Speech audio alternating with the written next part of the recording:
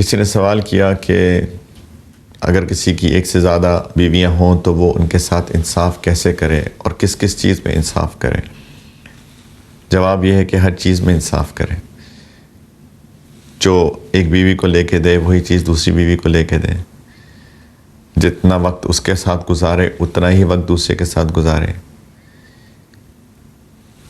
ہر چیز میں انصاف کرے.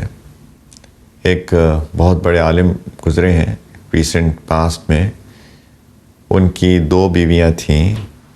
ان کا طرز عمل یہ تھا کہ جب وہ گھر میں فروٹ لے کے آتے تھے، پھل لے کے آتے تھے، تو ایسا نہیں کرتے تھے کہ مثال کے طور پہ تربوز ہے تو ایک تربوز ادھر اور ایک تربوز ادھر. وہ تربوز کو 2 حصوں میں تقسیم کرتے تھے ایگزیکٹلی برابر، اور آدھا ادھر دیتے تھے آدھا ادھر دیتے تھے. اور ان کی لاجک یہ تھی کہ ایسا نہ ہو کہ ایک تربوز زیادہ میٹھا ہو اور ایک کم میٹھا ہو تو میں نا انصافی کر لوں. اتنا خیال کرتے تھے. تو ہر چیز میں انصاف کرنا یہ لازم ہے، یہ بیویوں کے حقوق میں سے ہے.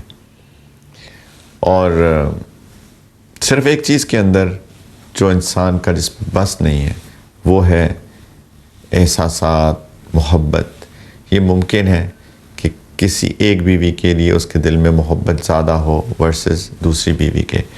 یہ دل کا معاملہ ہے، اس پہ انسان کو کنٹرول ہی نہیں ہے. تو اللہ تعالیٰ نے اس چیز کا انسان کو ذمہ دار نہیں بنایا ہے کہ آپ محبت بھی بالکل برابر ایک جیسی کرو. لیکن باقی جو آؤٹ ورڈ چیزیں ہیں، جو ظاہری چیزیں ہیں، جو کرنے کی چیزیں ہیں، اس میں اللہ تعالیٰ چاہتے ہیں کہ ہر بیوی کے ساتھ اگر کسی کی ایک سے زیادہ بیوی ہو تو اس کے ساتھ بالکل برابری کا سلوک کیا جائے. اور یہ بہت اہم بھی ہے اور یہ بہت مشکل کام بھی ہے.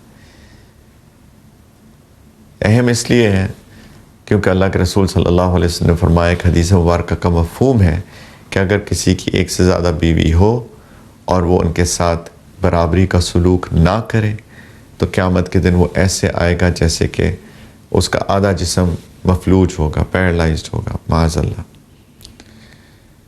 تو پلیز جس نے یہ ذمہ داری اٹھائی ہے، جس بھی مرد نے، کہ اس کی ایک سے زیادہ بیویاں ہیں، تو اس کو چاہیے کہ ان کے ساتھ بالکل برابری کا سلوک کریں، انصاف کا معاملہ کریں، دونوں کو ایک جتنا وقت دے، جو بھی چیز ایک کو دے وہی چیز دوسری کو بھی دے.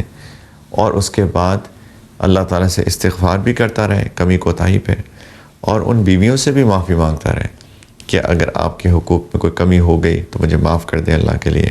اگر آپ کے حقوق میں کوئی کمی ہو گئی تو مجھے معاف کر دیں اللہ تعالیٰ کے لیے. اس سے انسان بڑا ہی بنتا ہے.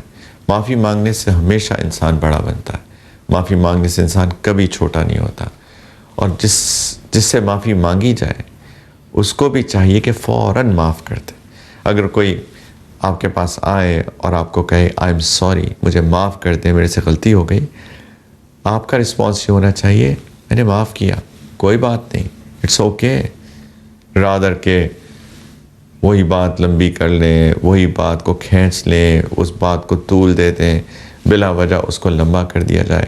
ہو سکتا ہے شیطان اس کے دماغ میں آئے کہ جی تم تو معافی مانگ رہے تھے، یہ معاملے کو تو اتنا بڑھا رہا ہے یا بڑھا رہی ہے، تو اور وہ ظلم کرنے والا بن جائے. تو ایسا خدا کے واسطے نہ کریں.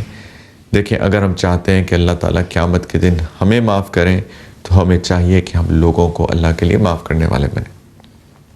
تو یہ بہت اہم سوال بھی ہے بیویوں کے ساتھ سلوک. اللہ تعالیٰ سب کو توفیق دے جن کے پاس یہ ذمہ داری ہے کہ اس ذمہ داری کو پورا وہ نبھانے والے بنیں.